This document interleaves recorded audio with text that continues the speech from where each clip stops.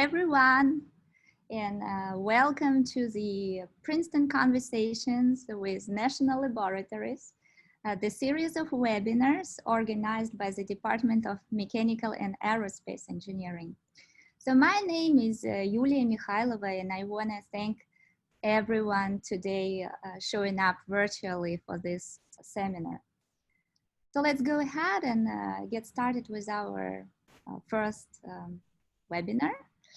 I'm happy to introduce our speaker, Paul Miller from Lawrence Livermore National Laboratory. So Paul received his undergraduate degree from MAE Department at Princeton in 1985. He received his PhD degree in applied physics from Caltech. And he has been working at LLNL for more than 2 decades and has led a range of programmatic projects there. So after Paul's presentation, we are going to have a live Q&A session. So please share your questions in the chat box and I will read them to Paul. Questions about Paul's research and career. And also, you will be able to ask your questions live yourself. Please raise your hand and I will unmute you to do so. So let's get started. I want to extend a very welcome to Paul, and I'm turning things over to you now.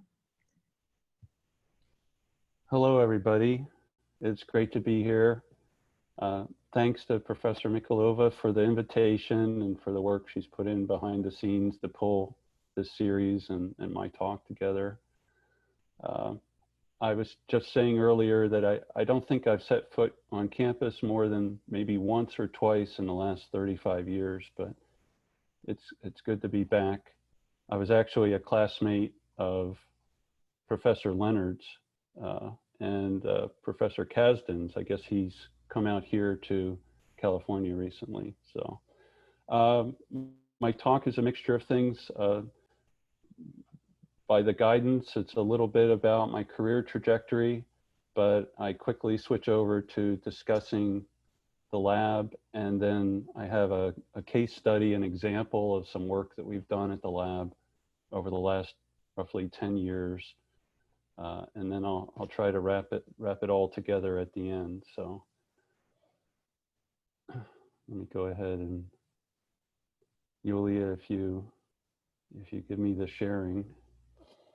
And I'll pull it up. Here it is. Here it is. You have. Okay, got it.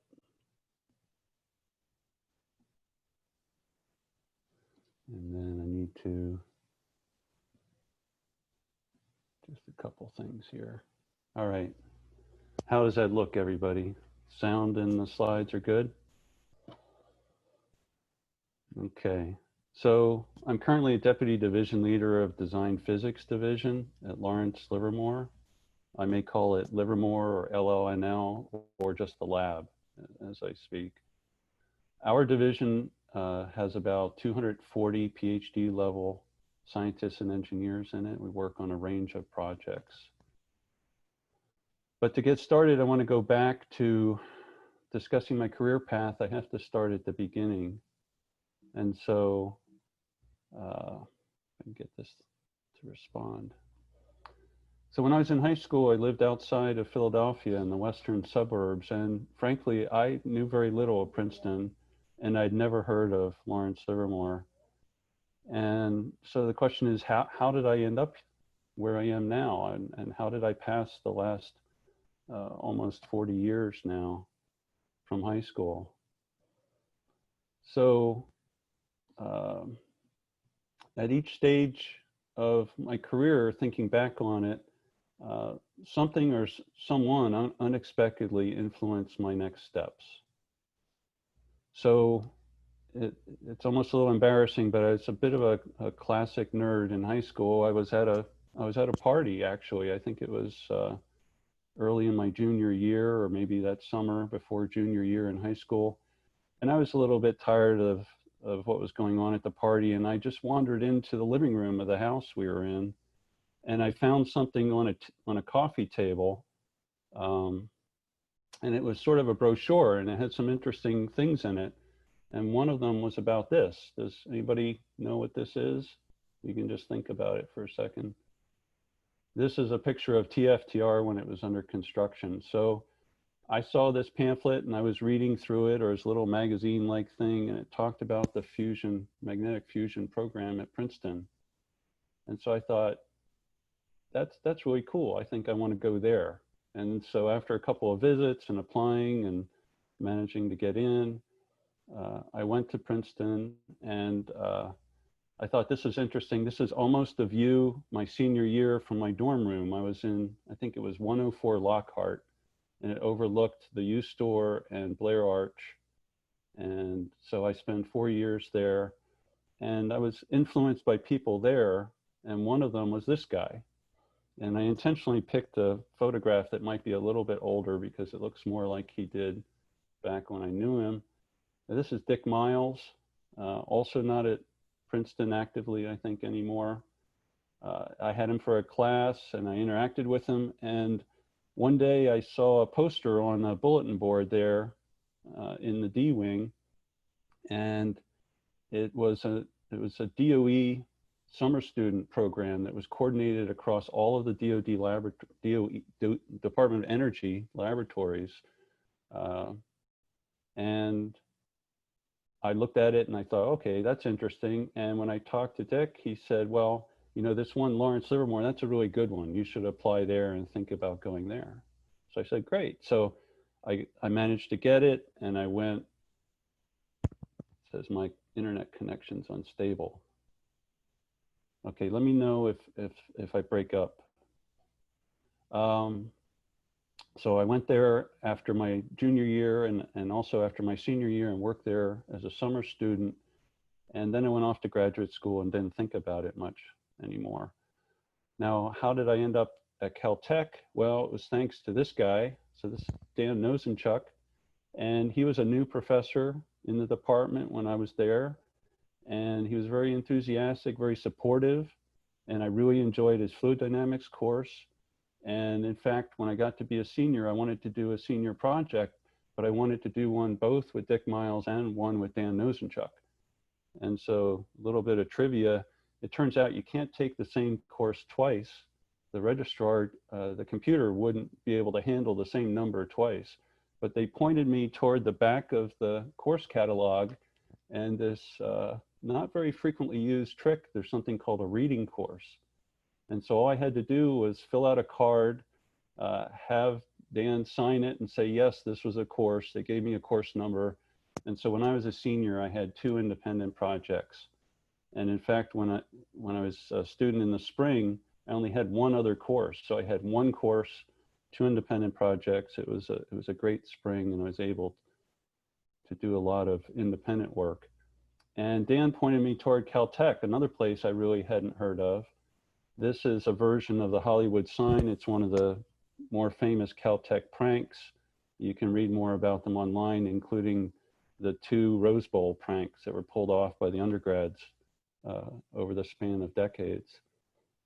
So I went out to Pasadena, and I asked the department actually if I could visit, because I'd never been to California. I'd never visited Caltech. And so they provided me $200 for a plane ticket. And I flew out and I met this individual. This is Paul Dematakis, a professor of applied physics and aeronautics at Caltech. And I really liked the way he thought and what he was doing and his energy. And so I ended up doing a thesis where I studied round axisymmetric turbulent jets at high Schmidt number. So I was studying turbulence and mixing as part of my PhD. And so in the course of all this, I really wasn't thinking about Livermore, and I didn't know they'd want somebody that had done a thesis like that, but a recruiter showed up on campus at the time, and they were interested, and I applied and ended up going to Livermore after Caltech. So while at Livermore over the last almost 3 decades, I've worked on a wide variety of things I'm not going to get into much today. I started out as an experimentalist. I switched to numerical modeling and simulation. I modeled nuclear explosives. I modeled high explosive driven material science experiments. I modeled turbulence and mixing. I ran groups. I started projects.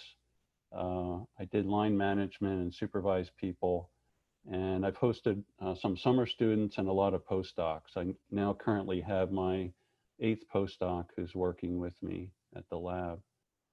So if you don't know much about Livermore, we're located about 30 or 40 miles east of San Francisco in Northern California. It was established in 1952. It's the portion of this picture that's within the square. The little portion to the right is a small offshoot of Sandia National Laboratories, the main part of which is in Albuquerque, New Mexico. And it was put here to work with Lawrence Livermore on various projects over the years. It's about a square mile, has hundreds of facilities. I've spent a lot of time in this building down here in the lower right and over in this is my portion. Up here in the center, there's National Ignition Facility. I'll mention later. You note the size of the building. You can see that well. And this building here, just below the lake, is the exascale computing facility. Okay, I'll also mention that in a second. So we have about 7,500 employees, about half of whom are technical. And I think we have over 2,500 PhD level scientists and engineers, but also a lot of master's degree holders and bachelor degree holders as well. The annual budget is approaching $2.5 billion. We're not government employees. We work for a limited liability company, which is called Lawrence Livermore National Security. And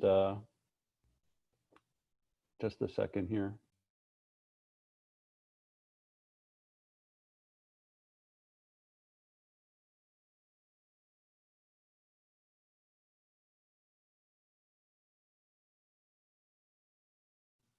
Okay, sorry, I'm getting warning messages about the internet audio. Yulia, is everything clear enough?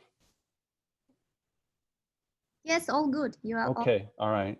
So it's what's called government-owned, contractor-operated. The Department of Energy and the National Nuclear Security Administration, which is within the Department of Energy, owns the facility and the plant and the property, but the employees work for a private company. And the focus at the laboratory is on national security topics. So if I just take a minute to explain the organization of the laboratory, it also gives you a little bit of insight into the way we work and the kinds of projects we do. And it's called a matrix organization. And what it means is we're organized around both projects and people who are discipline experts and can switch from project to project over time. So we basically form teams as needed by the experts, the expertise that's required to do the job. When the project's over, if it comes to completion, those people then can be redistributed to work on other things. And in fact, most people work on more than one thing at a time. So most of the people in my division work on at least 2 projects at a time. So we have a laboratory director. We have 2 deputy directors, Linda and Pat. Pat's also an alumna of the MAE Department, by the way, at Princeton. Now, under that top structure, we have 3 major program directorates. So it's sort of like colleges and a university, or the hierarchy. One is weapons and complex integration. This is the weapons program, nuclear explosives, also the ICF program. NIF, which is the facility itself, and their photon science is another directorate. And global security is really a catch-all for many different types of projects and programs, spanning lots of different things, the largest of which is nuclear counterterrorism, but there's biosecurity, there's atmospheric and environmental projects, there's space programs and cyber programs and so on. Now, supporting these program directorates are the disciplines such as computing, the various types of engineering, and physical and life sciences, everything from chemistry to physics to biology and material science and so on. And of course, we have business and operations, have happens to be colored orange. And so just like at Princeton, you know, there's a lot of people and things that need to be done in order to run a large organization. So what is it that's of interest at Livermore? Over the years, I've done a lot of interviewing and hiring and recruiting. And when, after people come in, I like to debrief them and say, what is it that you really like about this organization? I talk to our existing employees, and I consistently hear a couple of things. The first of which is that the lab works on big problems. It works on important, complex problems that are of a national scale. Okay, so this could be national defense, it could be the fusion energy program, or putting in a plug for what I'll be talking about, a project that I started about 10 years ago, asteroid deflection, what we call planetary defense. So big problems, and to tackle these problems, we bring cutting edge facilities and capabilities to address them. So this is an image of the Sierra supercomputer, which is currently number 3 in the top 500 list at 125 petaflops. And inside the chamber of the National Ignition Facility, it's the size of about 3 football fields, has 192 laser beams. It's the most energetic laser in the world. And so we wanted to study laser fusion. We had to design the National Ignition Facility. We couldn't order one from General Dynamics and say we'd like one of those National Ignition Facilities. We had to figure out how to make the facility in order to then do the science and the engineering. And in order to do it, they often talk about how there were the seven miracles of NIFT, they used to call them. There were 7 major questions, things that we needed to do in order to make the facility work that we did not know how to do when we started the project.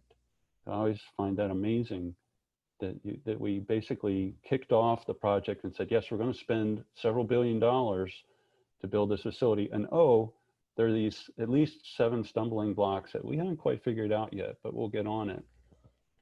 And the third part, which I think is really the biggest, is we're really a highly rated place to work, and we have very, very high quality people that work with us. And so it's something that you enjoy at Princeton in your current environment, perhaps in your previous universities, you know, the graduate students. Don't take it for granted, though. Not everywhere has the same caliber of people. And basically, it's one of the things I'll talk about later is I think seeking out quality and associating yourself with it is an extremely important thing in your career and throughout your life. Okay, so let me give you a quick synopsis of one project. It's not a big project, but we've had quite a few people work on it. And I like to talk about this because I'm familiar with it, but I think it's a good analogy for the way we do a lot of things at the lab. Okay, and it's planetary defense. And the problem is that the Earth gets hit by things. It gets hit by leftover pieces that are floating around the solar system, by asteroids. It's been hit in the past, and it's inevitable we'll get hit again. Now, this is an image of the Chicxulub crater in the Yucatan Peninsula that's associated with the demise of the dinosaurs about 65 million years ago. This object was of 10 to 20 kilometer scale. That's actually not what we're concerned about. There are few objects of that size that are near Earth objects, objects that actually come close enough to threaten the Earth. And the ones that are out there, we know where they are for the most part, all the way up down to a kilometer in diameter. They've almost all been identified, and that's not the risk, although that would be an extinction level risk. It's really not what's a major concern. But this example in Arizona, the meteorite crater that's in northern Arizona, is about 50,000 years ago. This was an unusual metal object, a metal asteroid, about just 50 meters in diameter. And it created this crater that's over a kilometer wide and devastated the entire region when it hit. More recently, in the early 1900s, an object hit in the Siberian area of Russia, and it leveled the forest over an area that's about the size of the Beltway around Washington, D.C. There was hardly anybody that lived near there, but people saw stuff in the sky. They heard something from hundreds of miles away. Expeditions were launched, and when they arrived, they found entire forests had been leveled, reminiscent of Mount St. Helens explosion, but on a much larger scale. Also just about a 30-meter to 50-meter object, it's thought. And then more recently in 2013, another, again over Russia, the Chelyabinsk event. This was an airburst. It was a small object, maybe about 19 meters in size, a stony meteorite, did not survive the maximum dynamic pressure region of the reentry, broke up, created shock waves that broke windows, injured over 1,500 people with broken glass. People went to the windows to see what the bright flash was. Then the delayed shock wave arrived, broke the windows. A lot of people were injured. Nobody was killed. One of the large pieces landed in a frozen lake. They later retrieved it, put it in the museum. I visited it. It's about the size of a large coffee table, pretty big chunk. So these things happen. They're not frequent, but it could happen tomorrow. It could happen while we're speaking. So what can we do to prevent the loss of life or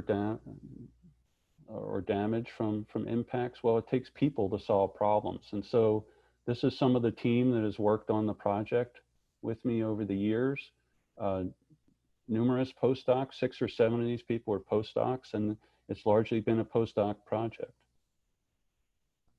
And so Kirsten, followed by Megan and Tane, Dawn, Mary, Jason, Will, Joe, they were all postdocs at one point, and many of them have converted to staff.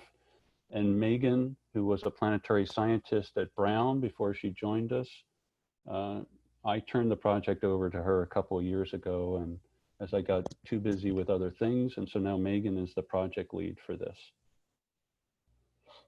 So if we're going to defend ourselves from objects hitting the Earth, first we have to know they're coming. And so NASA has an extensive observation program. In fact, NASA-sponsored projects have discovered the vast majority of known asteroids. And again, I'm talking here about near-Earth asteroids. So these are not objects that are in the asteroid belt. Those are perfectly happy between Mars and Jupiter, orbiting the sun. But events over time, either collisions or resonances with major planets, can kick some of those objects out, and they travel in closer to the sun where they get near or across the Earth's orbit. Those are the objects that we're concerned about. So there's an estimated population from modeling. I won't get into the interesting fact it's not a pure power law, and it has structure, but to me that suggests there's 2 length scales at work here. And then the blue line is the observed numbers, and you can see for the large sizes, up around 10 kilometers. They're almost all known, as I said, and it's around a kilometer or so where the 2 curves start to diverge. From the examples I gave, you can surmise that objects as small as 10 or 20 meters can sometimes make it through the atmosphere and cause very localized damage. By the time you get up to 50 to 100 meters, they can be quite damaging. And if you're talking about something that's several hundred meters in diameter, those are very worrisome on a regional scale. They can cause regional damage. And so, we're talking about right now unknowns here. If you're interested in this, the JPL website, JPL runs the Near Earth Objects Observation Program, and they list all of the known objects that are gleaned from the Minor Planet Center servers, from observations and from the NASA work.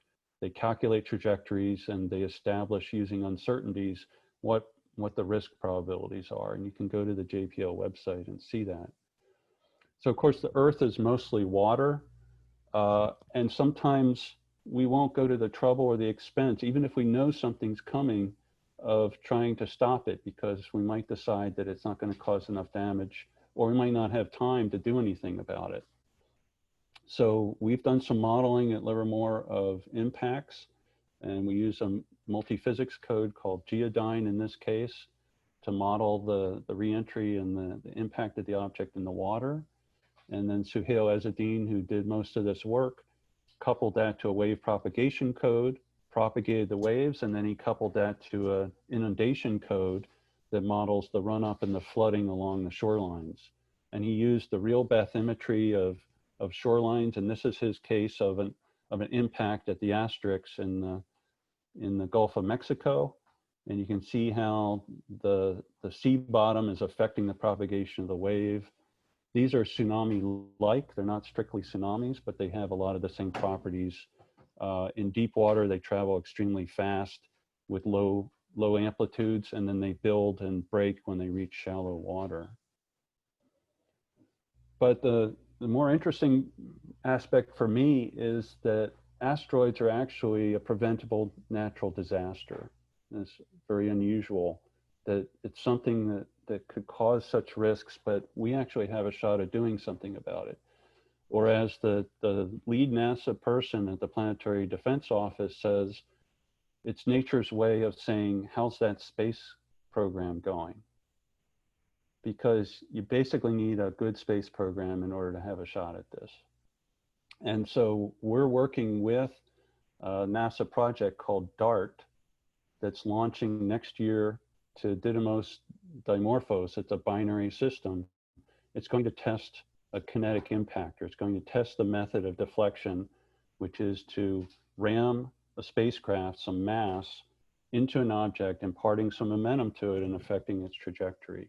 So this is a simulation. So on the left, I'm getting the unstable connection. I'll pause for a second. Okay, so Japanese mission Hayabusa went and visited the asteroid Itokawa. It's one of the first visits to a major asteroid.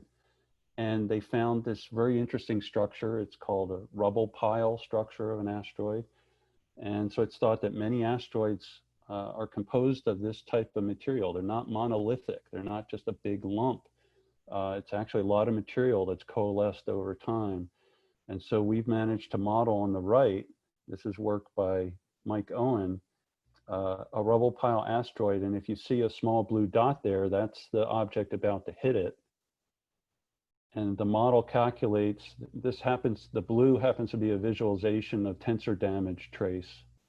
So it's a way of visualizing the damage as it progresses through. We can look at pressure, we can look at the shock wave, we can look at the velocity of the material that comes off. So we work with NASA as one of the leaders in modeling of these impacts to determine how much momentum is transferred to the object, and therefore how much is its trajectory altered. That's the important question. Now, if there's very little warning, or for very large objects, these kinetic impactors just won't do the job. They just don't have enough kick. And so as the movies have highlighted very poorly, unfortunately, nuclear explosives are about 1,000 times more effective per mass that you can get there with a spacecraft. And so you can either deflect it, or you can entirely disrupt the smaller ones, completely breaking them up and spreading them out into huge volumes so that very little, if any, even strikes the Earth. So on the right is an image of a megaton explosion affecting a 50-meter iron asteroid, a very tough case, and it's just in the process of shredding it. And the simulation on the left is similar. It's one that Megan did. These are using an SPH code called Spheral, developed within our organization. And that's highlighting velocity of the material, because that's what's giving you the kick. So the nuclear explosions do not work by their blast. They work by depositing a lot of energy onto a thin layer of the surface. That thin layer vaporizes and melts and blows off really hard and fast. And that's what gives you the kick. It's like a rocket kick from a melted and vaporized layer right on the surface. Okay, and so in the course of this, there's a lot of engineering and simulation and modeling and science questions. There's two sources of uncertainty. One is we don't necessarily know what we're up against. If you're going to hit an asteroid, we don't have a lot of information about it, and we need to study sensitivities to what we might be up against. And the other is we need to have confidence in our modeling, because just like modeling fluid dynamics and a lot of other physics cases, we often either are not resolved or we have subgrid processes that are going on that need to be accounted for, or we need to understand what limitations we're facing if we don't include certain effects. And so things like shape, impact angle, porosity, the composition, spin, there's a variety of different things that can affect the efficacy of the deflection. So that was a very quick sample. I'll try to get to the end of my 30 minutes of comments and get to the questions. It's just a sample of how we function. We bring different people with different expertise together. It's been a great place to work. You know, a big part of it is when you have a career, it's not all about the work. And so it's a great place to live as well. It's a good place to raise a family. Livermore is actually a major wine country area. We're less than 45 minutes or an hour from things like the Golden Gate Bridge. I can go and have a walk across that if I want to, hiking in the area and going up into the mountains. The image behind me is from a trip I made to Bishop Pass area. It's a lake in the Sierra Nevada, in an area where I was mountain climbing a few years ago, for example. So going back to the beginning where I was talking about these serendipity events as chance things, I saw something at a party. I met Dick Miles and he mentioned Livermore. Dan Nosenchuk said, hey, you should go to Caltech, and so on. It just, you know, is that improbable or is that probable? And so I went to a high school class reunion a few years ago in Piedmont. It's an area here in the San Francisco area. And there's this ambassador there gave a talk, and he actually has this online. If you want to read the whole thing and you Google Piedmont High Class of 2017 graduation speech, you can read his speech. And the gist of it was, seek out and associate yourself with quality because life's too short for anything else. And so I think to some extent, maybe I would have found Livermore, even if I hadn't had that chain of events. I probably would have gone to Penn State, frankly. If I only applied to 2 schools. I applied to Princeton and Penn State. And so if I hadn't been aware of Princeton or hadn't gotten in, would have gone to Penn State, but then I might have gone to graduate school and been interested in things. And then eventually, if I'd gone through the PhD like I did somewhere, I think I would have noticed Livermore at that point because it had a lot of the things that I was really seeking that I mentioned earlier. And the other thing the ambassador mentioned, which I think is important, is he said you should floss daily. His dad was a dentist, so he made the point that flossing was important. And so I found that insightful because there's a lot of things in life that are just kind of mundane, but they're important. And so you take care of your teeth and you're happy later. So it's a mixture of like these very high level goals of making yourself happy and being around good people and associating yourself with quality. And it's also things like brushing and flossing your teeth. So let's say you're interested, what next? This Livermore thing sounds pretty good. Well, we have research opportunities, collaborations. We have in-residence graduate study, which is maybe too late for some of you, but you can mention this to your friends or to other people that are coming up. Lots of ways of connecting. Employment opportunities go from summer internships, so 2021 is a possibility. We're running 2020 we're running it virtually, and the lab has half the number of the summer students we normally have in person, and we're doing them remotely instead. We have graduate student fellowships. You can work on site and be associated with the university, but actually do a lot of your PhD work at Livermore. We have a lot of postdoctoral fellowships, about 250, I think, currently, and then eventually career positions for people in a range of scientific backgrounds. And I can tell you, mechanical and aerospace engineers have a lot of options. You can either be more engineering hardware oriented, experiments, you can get involved with building and designing things, or you can be more sciencey. And I remember when I was at Princeton, the department, I don't know if many of you know this, was almost de-accredited by the accreditation organization that goes around and accredits departments. And for a while, the department was considering telling them to take a hike. You know, we're Princeton, you know, do we really need this accreditation? And instead they listened to what was being said. They added some design courses, I think, that really helped the department, and they got the accreditation. But basically it was because they were so sciencey. That department is really an applied science department in many regards. And that's a perfect kind of background for the type of work that national labs do. So if you want more information, of course, you can go to our website. The jobs page is careers.llnl.gov. And I think the annual report's very interesting because it shows you a broad overview of the wide range of things that go on around the laboratory, not just planetary defense and the ICF program and the supercomputers, but lots of little vignettes. And then if you're interested in more, you can do a literature search and you can dig into your particular interests and see who might be working on something like that at the lab. So that's the end of my prepared comments, and I'd like to thank you for your attention, and I'm ready to take any questions. Yulia, should I stop share or should I just leave this up? Go back to... You can leave this up. Thank you very much for this fantastic talk, and I really, really like your advice on associating yourself with quality and flossing daily too. I think it's a really great advice. So please share your questions in the chat box, everyone. And you can also raise your hand if you like to ask a question live.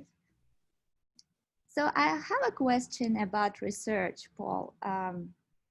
So are the biggest damages caused by asteroids, are they due to the vaporized rock and other materials that are sent into the atmosphere and block sunlight, or by impact itself? Okay, so it depends on the scale, the impactor, and to some extent for the smaller sizes, it's composition. So at the very largest sizes, like the Chicxulub impact, yes, it lofted a lot of material in the area. There were huge shock waves. There was a lot of energy release, so it basically started a lot of fires. There was a thermal event when it hits. So a lot of things are burned. And then it did loft a lot of material that then changed the climate and resulted in cooling. As you go smaller, the effects are less of those global atmospheric effects, and they're more from a combination of the thermal and the blast. And so I think, for example, the Arizona meteorite crater was really a combination depending on where you are. So if you're close to where it hits, it's just physical blast and material being thrown around.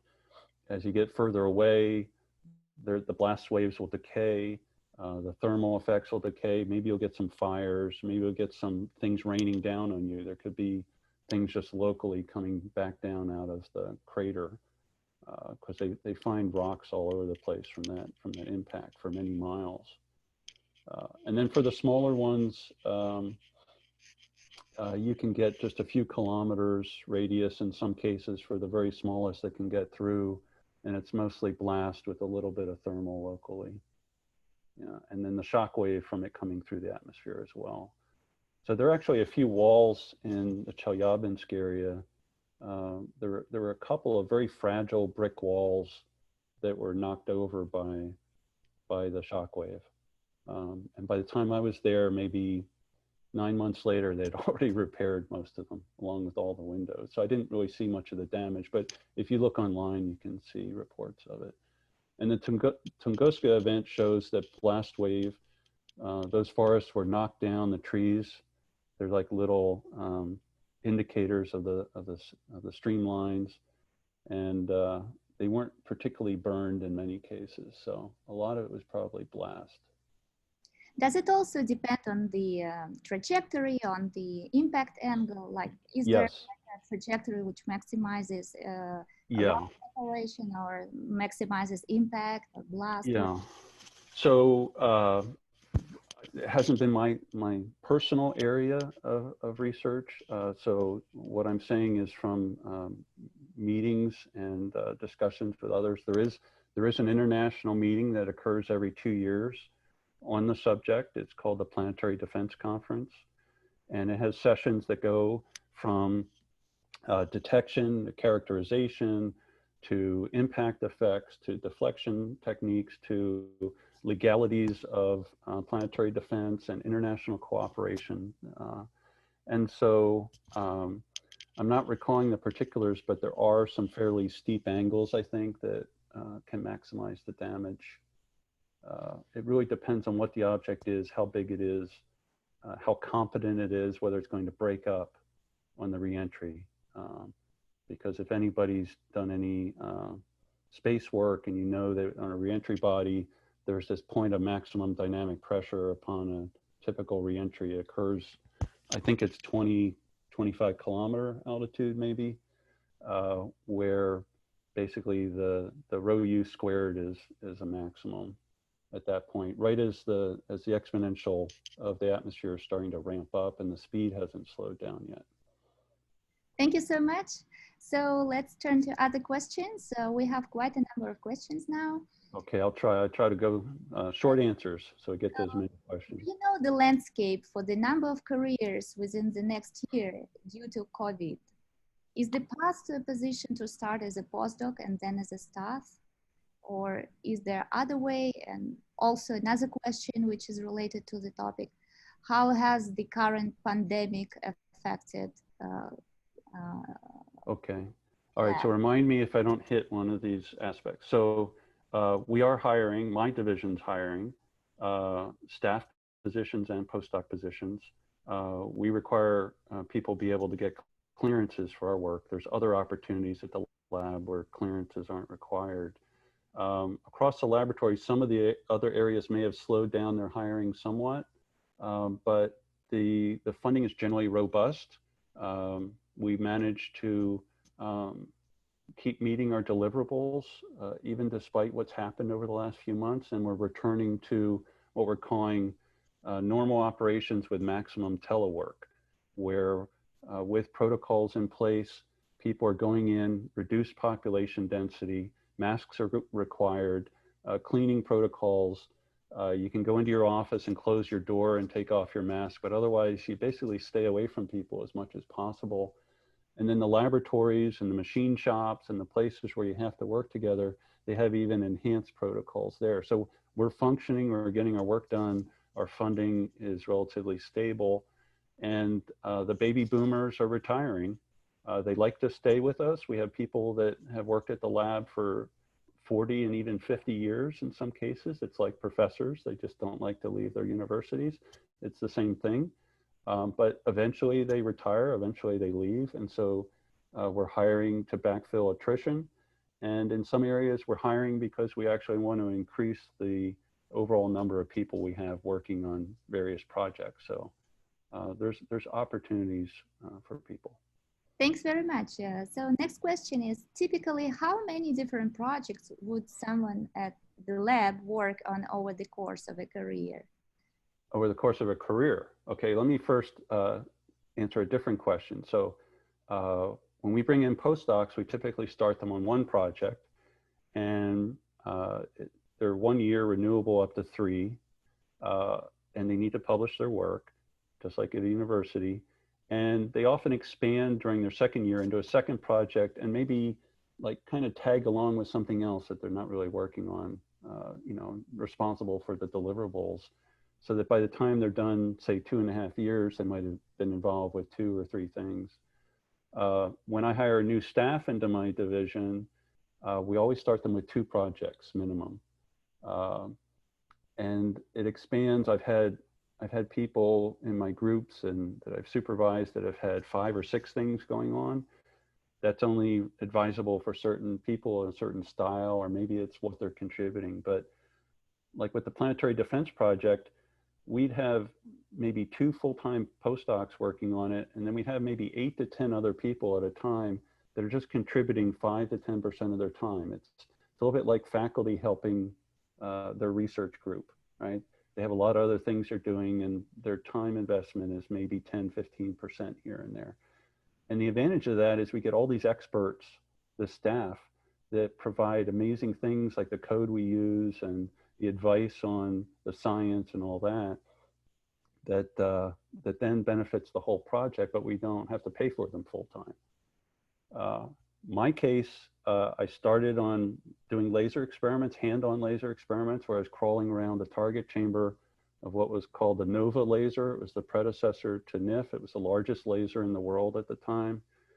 I transitioned to having postdocs do that, and I was doing modeling and simulation. I worked on some devices in the US nuclear stockpile and modeling tests that had been done years ago on those.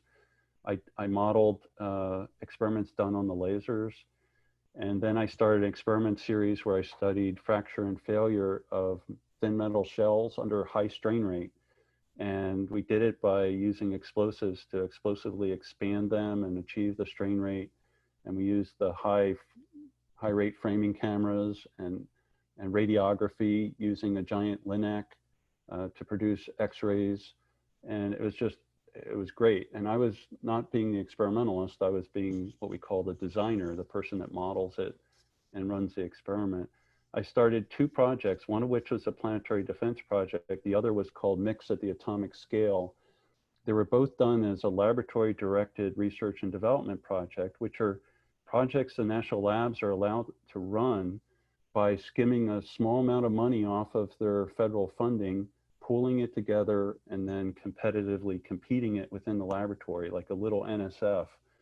The best ideas get funded for about 3 years.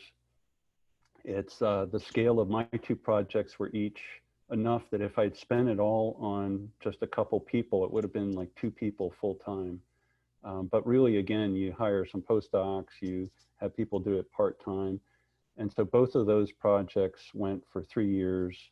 And now I'm working in international security areas, helping connect different programs at the lab and working with other stakeholders outside the lab. So that's just, I'm leaving some things out, but that's the way I am. I'm an applied physicist. I'm an MAE grad from Princeton, which I view as an applied science department.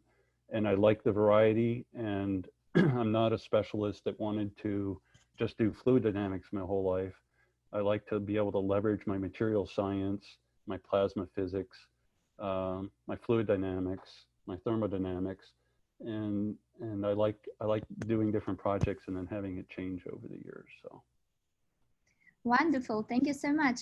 There are many questions about collaborations of all kinds. For example, can you speak a bit more to the collaboration at Livermore between research groups and between the national labs and the university? Does classified work get in the way of a full collaboration? Another question, do universities do a good enough job partnering with national labs for collaboration research? Yeah. And another question, which we could also put in this category, is what are collaborations like with other institutions like NASA? Okay, so we have a lot of collaborations with the laboratory. I'll address the classified aspect first. So classified work is classified because it contains certain details or descriptions of things that should not be shared generally outside of a small group. And everything else is unclassified. So the science is not classified. The way we solve our problems is not classified. Even if it is, there is a classified community. And so there's collaboration within that community where we can talk about whatever we want to. And so with Los Alamos and Sandia in particular, Lawrence Livermore, the 3 laboratories together share a lot of things at whatever level is necessary. But a lot of the research, particularly in the disciplines, but even in my division, that's more of an applied division, a synthesizer of things to solve problems and do the projects. I've interacted with many different universities around the country on fluid dynamics problems, material science problems. Now, some universities do this better than others. They figured out the key, or they have people that came from national labs that tell them what the secret sauce is. And we have so many fruitful collaborations that frankly, I think we're more limited by our available manpower than anything else. It's not that we could have, we really couldn't handle many more collaborations, frankly, because we have a lot of work to do as well as these collaborations. And so we have to balance the two sides. And so we do see certain, Lawrence Livermore and Los Alamos were operated by the University of California for many decades until that changed in the early 2000s. They're still a partner in these limited liability companies. They're consortia really that operate the laboratories. And so UC is one of them. And so our ties are probably strongest with the various campuses at the University of California.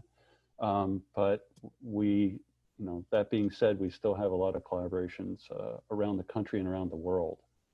So the NASA work, when I first started in fact, I don't think I even really started my LDRD on planetary defense. So it was about 10 years ago. I went to the Planetary Defense Conference, which that year was in Bucharest, Romania. And I was in the Marriott there, and I went down to breakfast, and I saw a guy wearing a suit with a very thin tie.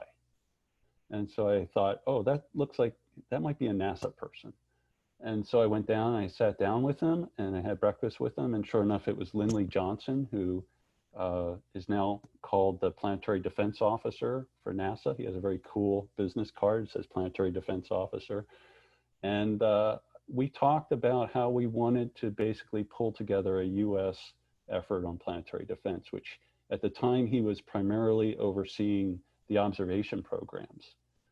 But his office has expanded, and now it's through his office that the DART mission is being coordinated, which is a test of kinetic impactors. We've also worked with NASA Ames, JPL, and NASA Goddard a lot. So that just happens to be where there are a lot of people that have worked in this area, along with Johns Hopkins, they're running the DART mission. So APL is running the DART mission, and a few others in addition. So if anything, I'd say maybe sometimes we have more collaborations and more connections going on than some of the university people I was familiar with when I was at Caltech or at Princeton. Thank you so much. Speaking of manpower, do all the jobs here need US citizenship? Okay, so the lab doesn't require US citizenship. In some cases, we require people to be able to obtain US security clearances. So the Department of Energy calls their clearance a Q clearance. I don't know where the Q came from, but to obtain a Q clearance, you need to hold US citizenship. If you're a dual citizen, there's more complications, but it's a possibility. But that's just the requirement of the clearance. So some of the jobs that are intrinsically involved with classified material and classified work, you need to have the clearance in order to do that. Other opportunities around the laboratory exist where the clearances are not required, and we have a variety of people on site who are not US citizens that are working with the laboratory, particularly postdocs, but also some staff. And it's just a case-by-case situation. You just have to go to the careers page, search for jobs that you think might be interesting. And if the clearance is required, it's listed at the bottom of the description for the position. And if it's not there, it means it's not a requirement, and everybody is free to apply. So what advice can you give to someone who wants to join a national lab now? What should be the first step? Yeah, so that's an interesting question. And I guess I'd turn it around and say, I advise people to pursue their passion. Okay, you pursue your passion, And then if your passion aligns well with one of the national laboratories and you're good at what you do, then you've got a good shot. Okay, I wouldn't seek out employment with one of the national labs in itself, because I think that's flipping the situation around the wrong way. I'm not implying that that's what the speaker meant. I'm just saying that when I hear that question, this is what I think of. And it's like you should, if you're a graduate student or even an undergrad and you're going to graduate school, by the time you get out, you've spent a good 10 years in school, roughly. And then if you go to a postdoc or two, that's more years. And I tell people that's a huge investment. You've put a lot of effort into this, and that when you get out of that, you should be looking for something that you really want to do, that's really worth that, right? And you should hold out for that as much as you can. And what it is depends on you. It's the specifics of your interests and these other non-work related things I was mentioning as well. Like, do you want to live in, I'm going to pick on somebody, but do you want to live in Iowa?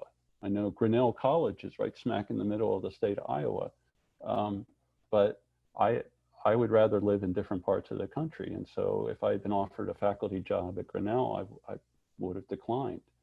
And there's other things like, how close is your family? And so I've done a lot of recruiting and hiring over the years. And when I have people turn us down, the major reason for people turning us down, I call it that it was mom. It was competition with mom. It's amazing how people apply, they go through the whole process, and then when they actually sit down and look at the offer and they're talking with their significant other, and they say, do we really want to be that far away from my mother or father or family in general? They decide no, they don't want to. And so sometimes that's an issue for people from the Midwest and the East Coast and other parts of the country. And so we tend to get more West Coast people and Californians for those kinds of factors. So thank you so much. We have a bit of time for a couple of more questions. What are the differences in working styles between LLNL and university? Okay. So we're all trained in the same system. So our technical staff went to universities, just like you are. And so we think and approach problems in a very similar way, because that's how we were trained. Now, work at the national labs tends to often involve, and this is generalities, right? There's a spectrum here, so there's no real set situation. But generally speaking, larger teams, we tend to be more multidisciplinary, although that's becoming more the norm in universities. We are naturally multidisciplinary. And we deal with more integrated problems that involve a lot of different aspects of different science, technology, and engineering. We're also very good at transitioning from theory to engineering and then hardware. We build stuff.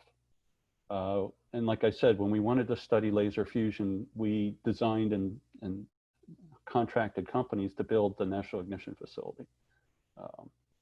And they had to solve those 7 problems. So I think it's not as much specialization and focusing on single problems, and it's a lot more of the integrating all the different knowledge into something that can involve, like we'd have a project and we might need a chemist, a material science, a couple physicists, some people to improve the code and write code, some people to model and simulate the problem, engineers to tell us why we can or can't build something and figure out how to build it, and technicians and people that actually get in there, and the machinists that build the parts and the whole bit. So it's a whole ecosystem that's available to us.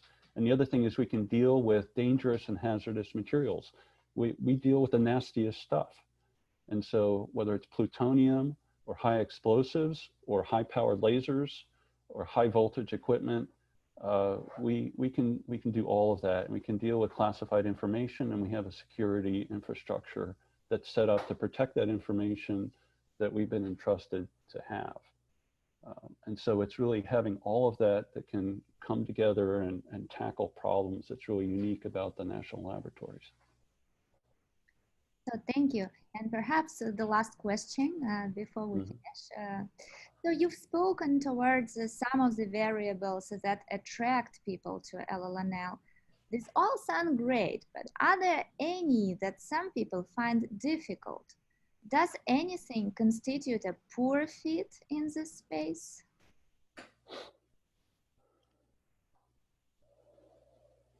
Okay. Well, we can start with some easy ones. If you don't want to live in Northern California or wherever your national lab is you're considering, um, uh, the labs do have the tie directly to the nuclear stockpile of the United States. And so some people have philosophical issues with associating with an organization that's responsible for maintaining that deterrent, which is how the people that work on it view it. Uh, and so they may not feel comfortable working on it. And so that might not be a good idea. It's really up, it's an individual choice for people. We have people that are skeptics that work at the lab. You know, it's not like they're all Dr. Strangelove or something. Everybody has their own personal view on it. In my division, actually the work's challenging. We have very high expectations. There's a lot of things to integrate. You have to kind of be a jack of all trades and a specialist in certain areas. The work pace is high and expectations are high. So it's pretty demanding. It's not an easy job. This is not civil service or something where we're just have a set job and we sit back and get a paycheck. So it's people that really, the people that like it are the ones that just, they eat problems for breakfast. You know, they love it. They love being in the mix. They love solving things and working on things and seeing stuff happen. Um, our environment is not perfect, but we are very focused, particularly with current events, but even before that, I can say, on the culture of the laboratory, inclusion, diversity, whether it's gender diversity, racial diversity, or just backgrounds. We have very diverse technical backgrounds by our very nature, so we start with that. And I didn't really highlight it on that slide, but on the Glassdoor survey of best companies to work for in the United States, we're in the top 10. And we're above Microsoft and Google. You can go to the Glassdoor website. And so, you know, that moves around from year to year, and the numbers up in the top range aren't that far apart. So I don't really ascribe much importance to the fact that we're number 6. But what it says is, you know, we're on the list. And, you know, so we're doing pretty darn well. And what amazes me is that the lab management right now is extremely focused on how we can be better and what are, you know, how can we make the culture and the interactions even better than they have been. And so I'm not pumping it up. I think when I say that I really wouldn't want to be any other place. I think I found a good spot, and I'm happy where I am. And so you know, maybe I could have been a doctor, or maybe I could have worked at a university or something. But after I tend to think of such things for a few minutes, I get back and say, no, this has been really good. So I'm happy with it. Thank you so much. It was really a pleasure to have this conversation with you today. So thanks so much for telling us and sharing your perspective. You're welcome. Sorry I couldn't be there with you all in person and look you in the face. Spend some more time afterwards chatting a little bit, but thank you for the invitation and the opportunity to speak with you. My email, I have an alias and I have my regular one, so it's either Miller3, Miller, M-I-L-L-E-R with the number 3, or P Miller, P-M-I-L-L-E-R, at llnl.gov. You know, if you have additional questions, I can't really help connect you with specific jobs. I'd say the first thing to do is to go on to the lab career site, and there's a search engine there. You can try different keywords and things. Another thing I suggest is if you do on SciSearch, which is what we use to look through the literature, you can go in and put in Lawrence Livermore as an address and combine it with some keywords on what your interests are. And you can try to pull up people that are publishing in your field or your particular areas who work at the laboratory. And then you can always go and try to contact them. And sometimes if you're looking for a postdoc, people just haven't gotten around to posting a postdoc job. But when they meet somebody interesting who has a good background for things they have in mind, they create one, right? So that's the real secret approach to looking for postdocs, is basically you buttonhole people, it's called, right? You pull them aside in the virtual world and say, hey, I saw your paper on such or such, or I see you're working on this. I'm interested in that. Are there any possibilities there? So don't be shy. Okay, thank you. That's a great advice. So you suggest people to be proactive. Yeah, and it's not, Now, there's a line between, you know, spamming people but if it's a focused thought, right? It's not a, hey, you know, does your lab have any jobs for me? It's a, I saw your research. I think this is really great. Here's my background, right?